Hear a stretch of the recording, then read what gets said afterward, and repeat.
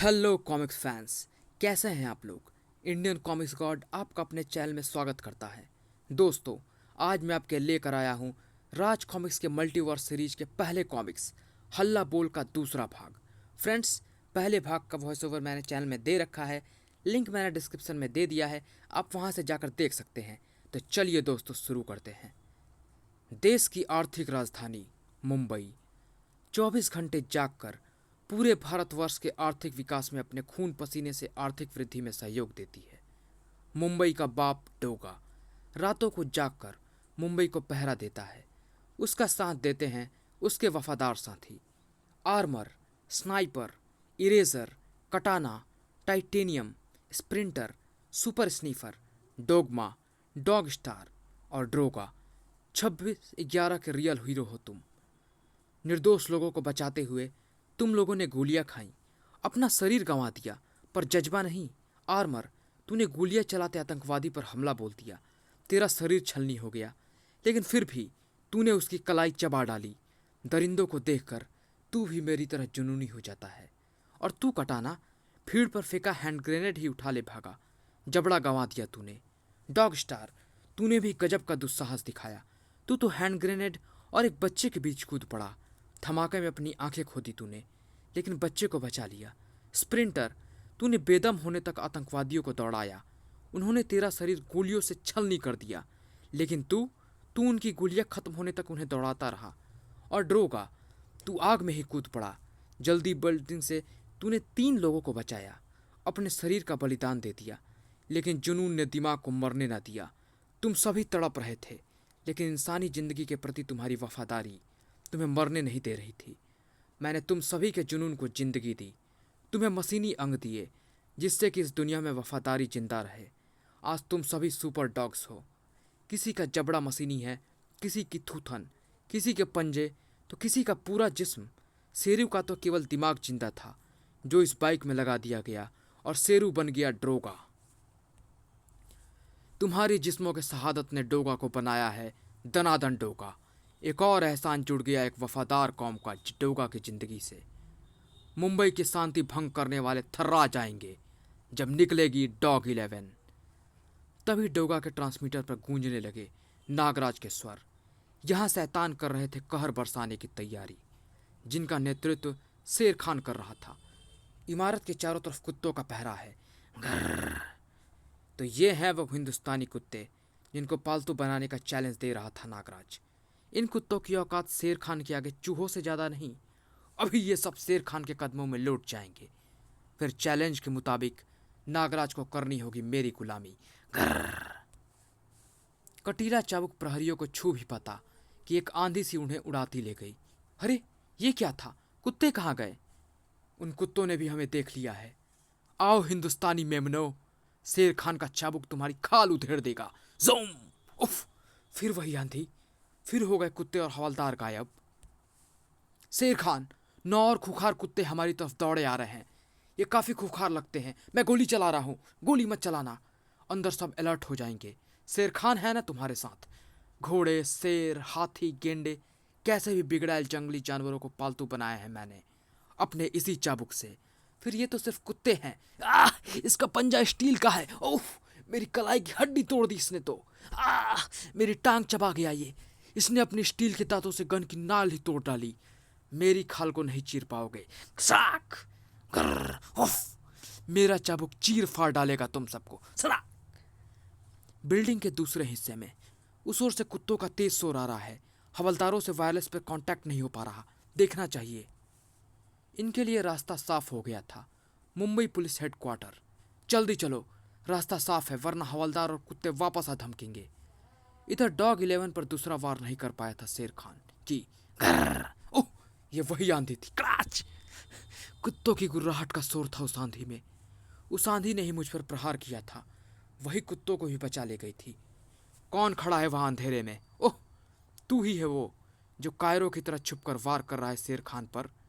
उस इंजन से निकलने वाली गुर्राहट को मैं पहचान चुका हूं। तो फिर मुझे भी पहचान ले। कुत्ते का मास्क क्यों लगा रखा है तूने? ओह, तो तू है वो हिंदुस्तानी कुत्ता जिसके बारे में नागराज ने कहा था। घर्र। और तू ही है वो घुसपैठिस्तानी शैतान जिसके बारे में नागराज ने मुझे बताया था।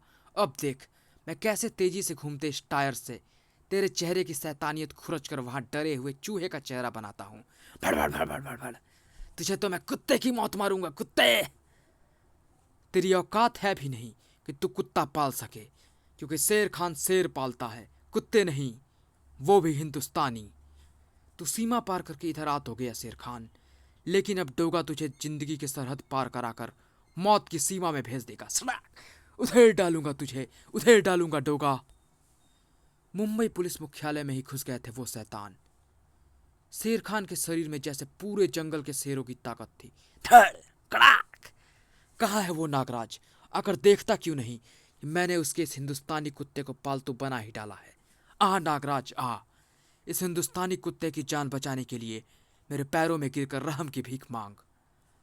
पुलिस मुख्यालय के अंदर एक विशेष कक्ष में अंडरवर्ल्ड डॉन दाद एंटी टेररिज्म स्क्वाड के इस हेडक्वार्टर्स पर तुम्हारे ही साथियों ने तुम्हें छुड़ाने के लिए यह हमला किया है, लेकिन उन्होंने मौत के दरवाजे पर दस्तक दी है। वो यहाँ से जिंदा बचकर नहीं जा पाएंगे। तुम अपनी खैर चाहते हो तो कबूल करो कि तुम्हारा संबंध किसी आतंकवादी दल के अलावा घुसपैठिस्तान सरकार की खुफिया एजेंसी से भी है। तुम हमसे कुछ भी कबूलवा नहीं पाओगे अफसर, और ना ही हमें यहाँ रोक पाओगे। एक बार मैं यहाँ से छूट गया तो पूरी मुंबई में आतंक का ऐसा मंजर दिखाऊंगा कि तौबा बोल जाओगे। यह मुंबई पुलिस हेडक्वार्टर है, यहाँ तक कोई नहीं पहुँच पाएगा। तू नहीं जानता ऑफिसर, जो यहाँ आए हैं वो बलाए हैं, और मुंबई होगा तबाह। शेर खान डोगा के मुंह से तौबा बुलवाने को तैयार था। डोगा, बिगड़ैल जानवरों को पालतू बनाने के लिए पीट पीट कर उसके ताकत का गुरूर तोड़ना बहुत जरूरी है। खजा, गुरूर तोड़ते ही शेर भी पिल्ला बन जाता है। थाक, तू घुसपैठिस्तान का शेर है, लेकिन इस हिंदुस्तानी कुत्ते के एक ही वार ने तेरा दम निकाल दिया। मान गया कि हिंदुस्तान का कुत्ता घुसपैठिस्तान के शेर से ज्यादा ताकतवर होता है। शेर खान के मुंह से निकलने वाले वो अंतिम शब्द थे। उसी समय अंदर, दाद भाई अब फिक्र मत करो, हम आ गए हैं घुसपैठिस्तान से तुम्हें छुड़ाने। यही तो योजना थी चीफ की, कि नागराज के बदले अपने 5 आदमी देंगे, फिर अपने आदमी भेजकर तुम 5 को छुड़ा लेंगे। अब मुंबई का वो हाल करूंगा, वो आतंक मचाऊंगा कि इस देश का बच्चा बच्चा मेरे नाप से कांपेगा। मेरा सामान लाया है लॉन्चर? हाँ भाई, ये लो। कमांडर पिसाचनी, हमारे सारे आदमियों को अलर्ट कर और तू हेडक्वार्टर पहुंच, मैं वही आ रहा हूं। डॉग 11 के कटाना ने अपने लोहे के दांतों से क्लक, टाइटेनियम ने अपने स्टील के पंजों से स्क्रैच, डोगमा ने अपने जुनून से Grr, Armour, Sniper, Eraser, Sprinter, Super Sniffer और डॉग स्टार ने अपनी एकता की ताकत व जौहर से शेष 4 आतंकवादियों की हड्डियां व मांस भभोर डाले थे। डॉग 11 अपनी लड़ाई जीत चुकी थी, लेकिन मुजरिम भी कैद से आजाद हो चुका था। बूम! डॉग 11 पर हुआ एक और हमला। कसम तेजाब की, जो तेजाबी के रास्ते में आया उसे गला डालूंगा। डोगा ने देखी तेजाबी की तेजाब की ताकत। खच खनाक ओह फड़ाक। उसी समय मुंबई पुलिस हेडक्वार्टर्स के मुख्य गेट को तोड़ता हुआ वो ट्रक दनदनाता हुआ निकल चला। उफ, इस ट्रक में जरूर आतंकवादी दाद को छुड़वा कर ले गए हैं। तेजाबी मेरा समय खराब कर रहा है। 14 साल बाद तो दाद हिंदुस्तान के पकड़ में आया, वो फिर फरार हो जाएगा। 1993 के पीड़ितों के जख्म फिर हरे हो जाएंगे। दाद की सजा के लिए तड़पती उनकी आत्माएं तड़पती रह जाएंगी। नहीं, डोगा ऐसा नहीं होने देगा। डोगा की गोली चीर नहीं पाई थी तेजाबी के शरीर पर चढ़े प्लास्टिक के खोल को। धाए धाए, इस बार दाद को सजाए मौत जरूर मिलेगी। एक बार मेरे दुश्मनों ने मुझे तेजाब के ड्रम में गिरा दिया था। उसके बाद मैंने अपने शरीर पर यह प्लास्टिक का खोल चढ़ा लिया था, जो गोली और एसिड प्रूफ है। गोली और एसिड प्रूफ है ना, लेकिन क्या डोगा के गुस्से को झेल पाएगा तेरा ये खोल? देख, ये है डोगा की गुस्सा गन, जो उसके गुस्से और जुनून को प्रलयंकारी ऊर्जाओं में बदलकर दुश्मनों को खत्म करती है। आतंकवादियों, आओ आओ डोगा की मुंबई में, भड़काओ उसका गुस्सा, और फिर देखो उसके गुस्से का कहर कैसे राख बनाता है आतंकवादियों को। कड़ाक, नहीं, फटाक। अगले ही पल 10 आतंकवादी सड़क पर पड़े तड़प रहे थे। डोगा ने 16 घुसपैठियों को नरक पहुंचा दिया। 19 अभी बाकी है। नागराज की चुनौती का मान जरूर रखेगा डोगा। डोगा के रहते मुंबई को नागराज की जरूरत नहीं पड़ेगी। दाद पहुंच चुका था अपने हेडक्वार्टर्स व्हाइट हाउस में। पिशाचनी व्हाइट हाउस में आपका स्वागत करती है दाद भाई। तू तो मुझे भाई ना बोला कर पिशाचनी। 16 साल बाद मिली हो, फिर भी नकाब में यह चिलमल हटाकर हम तेरा चेहरा देखने को तरस गए हैं। यह चेहरा अब पूरे विश्व के दिलों की धड़कन बन चुका है दाद भाई। इस पर दाग लग जाएगा।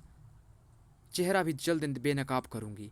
पहले मिशन कॉर्पोरेट ब्लास्ट तो सफल हो जाए। ओह, मिशन कॉर्पोरेट ब्लास्ट का नाम लेकर तो तूने हमारी सारी दीवानगी काफुर कर दी। सही कहा तूने। पहले हिंदुस्तान को सुला दें, फिर जाम टकराएंगे। आप मुझे अपना प्लान समझाए। मैंने दाद कंपनी के सभी फर्मादारों को अलर्ट कर दिया है। आपके आदेश की राह बड़ी बेसब्री से देखी जा रही है। पिशाचनी, तुम्हें पता है कि दाद कंपनी के आदमी हमारे फरमावदार क्यों थे? क्यों वो हमारे आदेश पर किसी की भी जान ले लेते थे और अपनी जान दे देते थे? वो सभी आपकी इज्जत करते थे दाद भाई। नहीं पिशाचनी, वो डरते थे।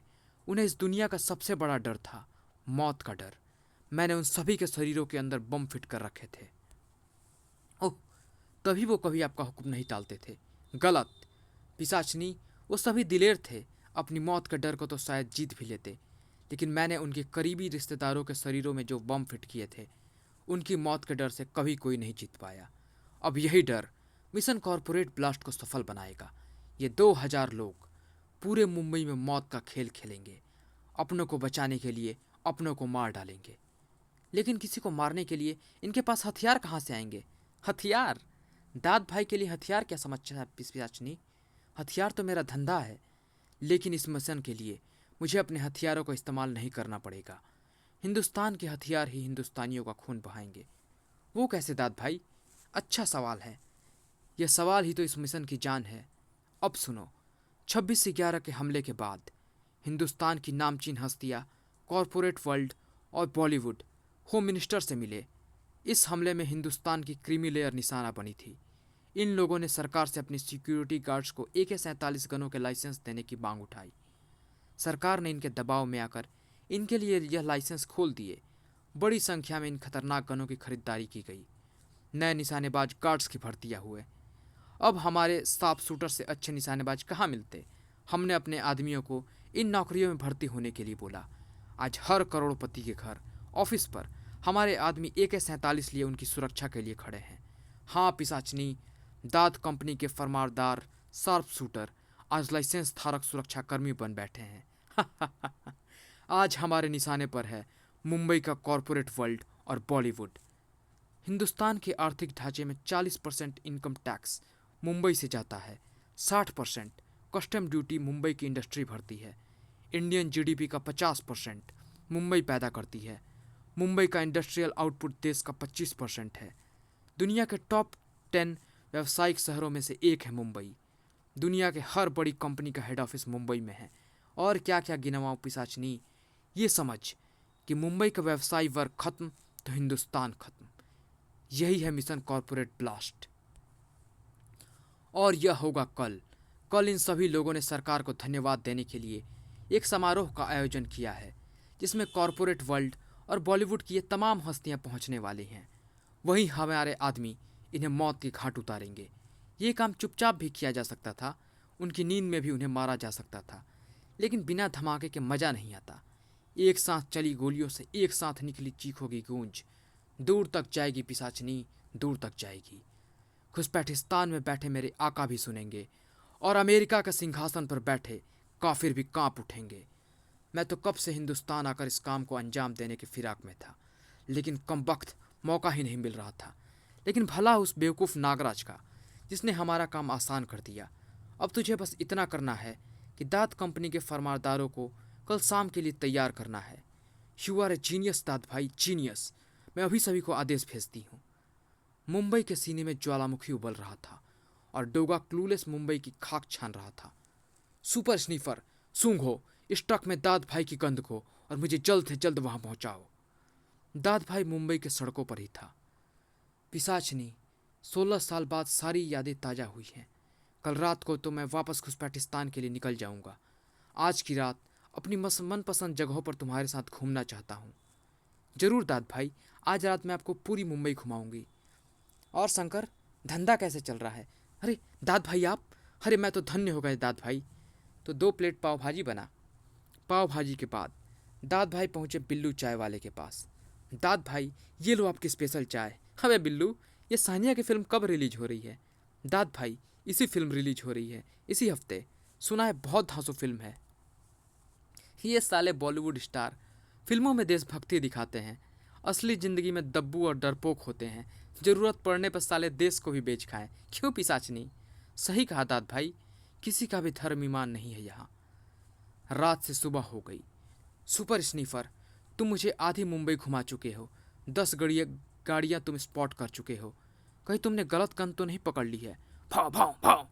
ओह, तुम्हारा कहना है कि गन सही है। उसने कई कारें बदली हैं। बहुत शातिर है वो। दाद भाई को अपने कानों पर विश्वास नहीं हो रहा था। हाँ दाद भाई, आपके सभी फरमावदार आदेश मानने से इनकार कर रहे हैं।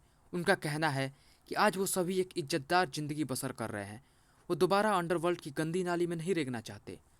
पिशाचनी, तूने उन्हें मौत की धमकी दी? अभी नहीं दाद भाई।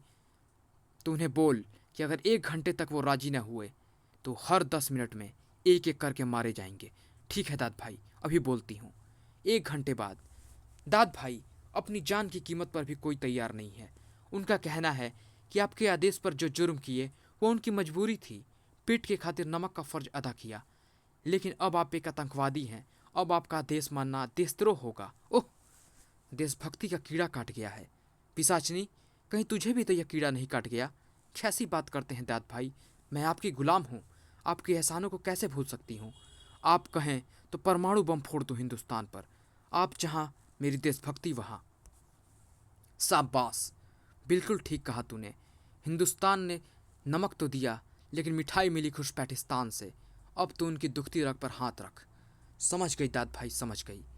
अब मुझे उन्हें परिवार वालों की जान की धमकी देनी है। कुछ ही देर बाद।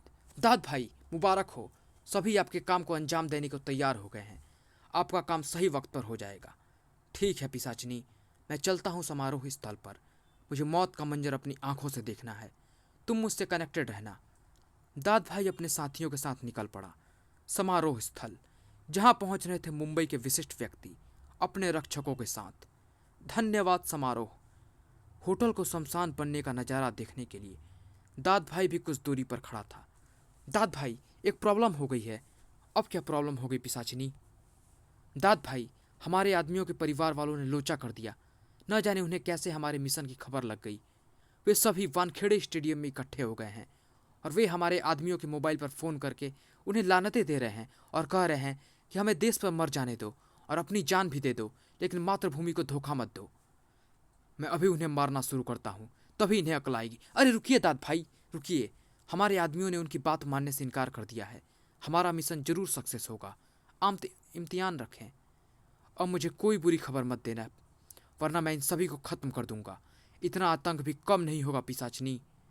इससे बुरी खबर पिशाचनी नहीं दे सकती थी। खनाक! दाद कहाँ है? डोगा? डोगा के कहर से भरी भांति वाकिफ थी पिशाचनी। डोगा, दाद होटल ताज के पास कहीं है।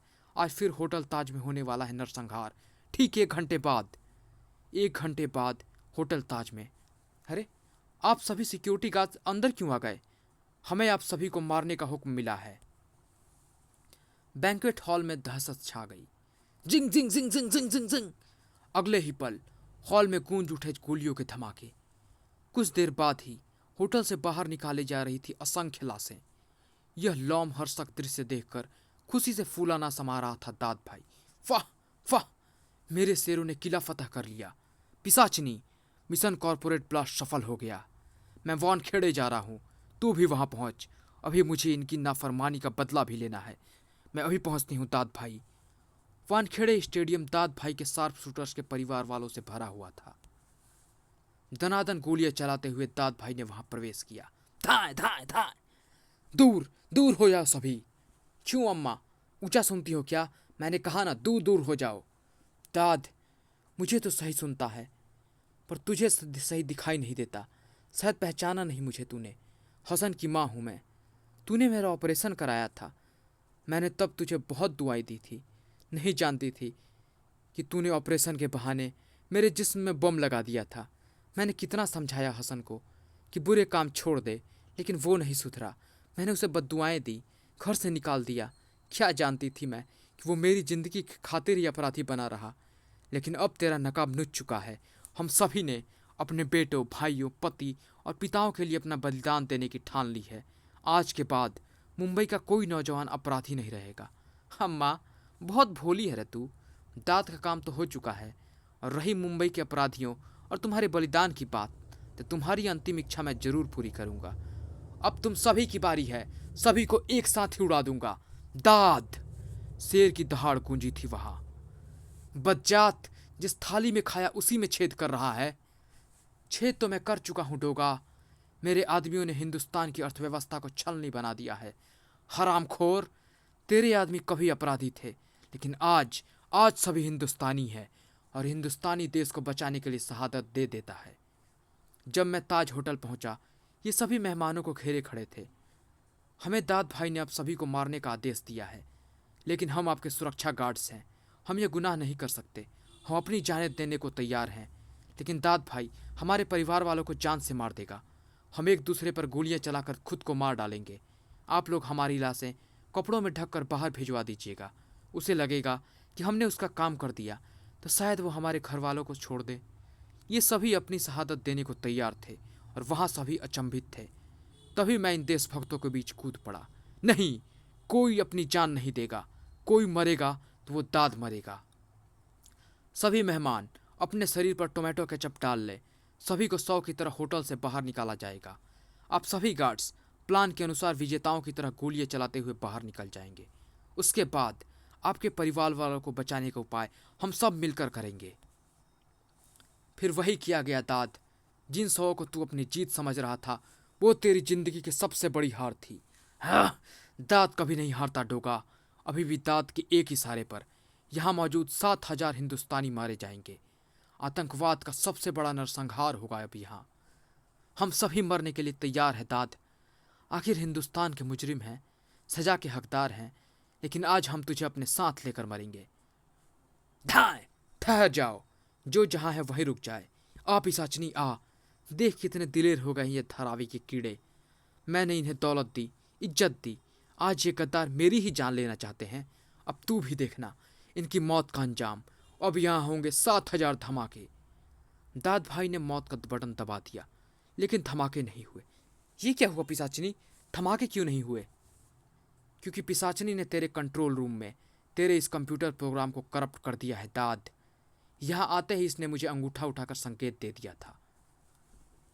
तेरे नरक की सबसे बड़ी गद्दार और हिंदुस्तान की सबसे बड़ी देशभक्त पिशाचनी ही है दाद। इसी ने मुझे तेरा सारा प्लान बताया था। जब मैं सुपर स्नीफर की मदद से व्हाइट हाउस पहुंचा, तो ये बहुत परेशान थी। समझ नहीं पा रही थी कि कैसे तेरा मिशन कॉर्पोरेट ब्लास्ट ध्वस्त करे। डोगा, मैंने सभी सिक्योरिटी गार्ड्स के परिवार वालों को वानखेड़े स्टेडियम में एकत्रित कर लिया है, लेकिन इन सभी की जान बचाने का तरीका मुझे समझ में नहीं आ रहा। मैंने दाद को रोकने की बहुत कोशिश की, लेकिन सफल नहीं हो पाई हूँ। मिशन कॉर्पोरेट ब्लास्ट को तो मैं असफल कर दूंगा, लेकिन इन सभी की जान का खतरा बना रहेगा। मैं उसके कंप्यूटर प्रोग्राम को करप्ट करने की कोशिश कर रही हूँ डोगा, लेकिन उसमें मुझे समय लग सकता है। पिशाचनी, मैं तुम्हें समय देने की पूरी कोशिश करूंगा। अब दाद भाई का क्रोध चरम सीमा लांघ चुका था। इन इन सभी को गोलियों से भून दो। पुलिस भी आती होगी। कुछ लोग स्टेडियम के बाहर जाकर पुलिस को रोको। डोगा भी तैयार था। तैयार थे डॉग 11 के कैडेट्स भी, और हिंदुस्तान के देशभक्त सिक्योरिटी गार्ड्स भी। दाद भाई, हबू जंगल, आजाद कर दो इनकी मौत को। हबू जंगल हमारा आखिरी हथियार था। अब नहीं बच पाएगी मुंबई। हबू जंगल आजाद हो गया। इंसानी रक्त इसमें शैतानी शक्ति भर देता है। अब इसके कहर से मुर्दों का जंगल बन जाएगी मुंबई। यह क्या बला है? सिक्योरिटी गार्ड का शरीर लकवाग्रस्त होकर गिरा। हबू जंगल द्विगुणित हो गया। कुछ ही देर में वानखेड़े स्टेडियम के मैदान में लगा था लकवाग्रस्त लोगों का ढेर, और हबू जंगल मौत का दानव बन चुका था। उफ, यह तो नियंत्रण से बाहर हो गया है। इसे यही नहीं रोका गया तो यह समस्या मुंबई को तबाह कर देगी। डोगा ने निकाल ली गुस्सा गन। गुस्सा गन से बरसी डोगा के गुस्से की गर्मी। खुखार होकर डोगा पर टूट पड़ा हबू जंगल। डोगा भी गिर पड़ा लकवाग्रस्त होकर। डॉग 11 जमीन पर बिखर गई थी। मेरे मेरे अंग शिथिल हो गए हैं। मैं खुद को हिला नहीं पा रहा हूँ। किसी तरह गुस्सा गन तक पहुंच जाऊं। डोगा के नजरें मिले पिशाचनी से। पिशाचनी की मास्क में छिपी आंखों ने पहचान ली डोगा के अंतर्मन की कसक। आतंकवादियों को मिल गया था मौका। अब स्टेडियम में मौजूद लोगों पर पड़नी थी दोहरी मार। पिशाचनी ने की फायरिंग। जिंग जिंग। उसके अगले फायर ने गुस्सा गन को डोगा के हाथों पास पहुंचा दिया। उसी समय एक आंधी सिकुड़न थी। इस शैतानों ने शैतानी ताकत का इस्तेमाल करके मुझे इस जंग में कूदने पर मजबूर कर दिया। दाद भाई को एहसास हो गया कि उसका एक दुश्मन उसकी वैन के नीचे छुपा है। गद्दार, अब तू मेरे हाथों मरेगी। नागराज के सर्प सैनिकों ने हबू जंगल में अपना विष पहुंचा दिया। हबू जंगल का तो वो कुछ ना बिगाड़ पाए, उल्टा लोगों की जान मुसीबत में पड़ गई। ओह, यह खतरनाक प्राणी मेरे सर्प सैनिकों के विष से जहरीले भी हो गए। अब इनके दंश लोगों की जान भी ले सकते हैं। अग्निका! असहाय पड़ा डोगा देख रहा था आतंकवादियों को स्टेडियम से बाहर भागते बेगुनाहों पर गोलियां चलाते हुए। उसका जुनून अपने चरम पर पहुंच रहा था। शरीर अपंग था, लेकिन ज्वालामुखी से तपते दिमाग ने हाथों को हरकत दी। उसकी उंगलियां गन पर जम गई। पिशाचनी बनी थी दांत के गुस्से का शिकार।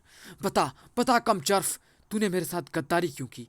मैंने तुझे फर्श से अर्श पर पहुंचाया, दुनिया भर के ऐसो आराम दिए, तू क्यों बेवफा हो गई? हाँ, तूने मुझे फर्श से अर्श तक पहुंचाया। आज बॉलीवुड की सबसे मशहूर और सफल अभिनेत्री सानिया हूं मैं। हाँ, तुझसे गद्दारी की मैंने, क्योंकि तूने देश से गद्दारी की दाद। तूने बॉलीवुड को डरपोक और देशद्रोही कहा। बॉलीवुड के हर कलाकार का ईमान और उनका धर्म, उनका व्यवसाय और उनकी मातृभूमि है दाद।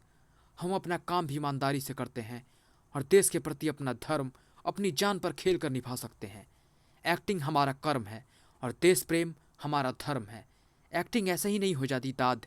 दिल के गहराई में जज्बा ना हो तो अदाकारी से मुयस्सर नहीं हो सकता। नागराज और अग्निका ने हबू जंगल में मचा दिया था मौत का तांडव। डोगा ने गुस्सा गन तान दी। एक एक करके सभी आतंकवादी नीचे टपक पड़े। वैन में आग लग गई है पिशाचनी।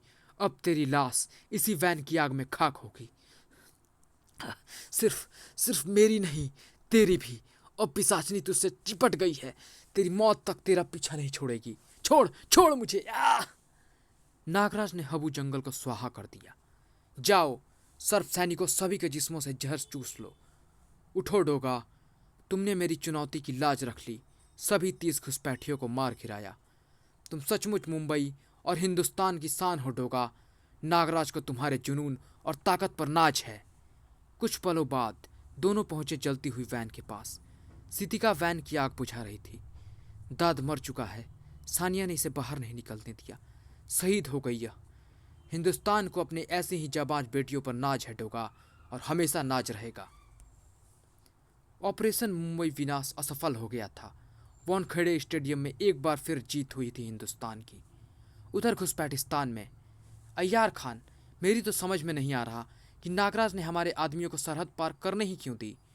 अब भी नहीं समझे चीफ। नागराज जानता था कि मुंबई में डोगा है। नागराज हमें दिखाना चाहता था कि अगर हमने उसकी गैर मौजूदगी में भी अपने आदमी आतंकवाद फैलाने के लिए मुंबई भेजे तो उन्हें डोगा फाड़ डालेगा। नागराज और डोगा जैसे धुरंधर घुसपैठिस्तान की ज़मीन पर पैदा क्यों नहीं हुए? अब हम क्या करें? अपनी ज़मीन को हम ही लोगों ने नापाक कर डाला है। नापाक ज़मीन पर कैसे पैदा होंगे ऐसे नरकनाशक और रात के रक्षक? अब तो अपने सभी ट्रेनिंग कैंप्स बंद कर दो चीफ। आतंकवादियों पर हुई जीत के लिए हिंदुस्तान को बधाई का ईमेल भेजो और मैत्री संदेश के साथ बॉर्डर पर सफ़ेद झंडा फहराओ। नागराज इतना खून बहा गया है कि सादे सफ़ेद कपड़े खून साफ करते करते लाल हो गए हैं। लानत है। इधर मुंबई में वाह, डोगा ने मारे दनादन, नागराज ने मारे ताबड़तोड़। ये दोनों है बेजोड़। इन दोनों के रहते अब कोई नहीं सकता हमारे देश को तोड़। समाप्त।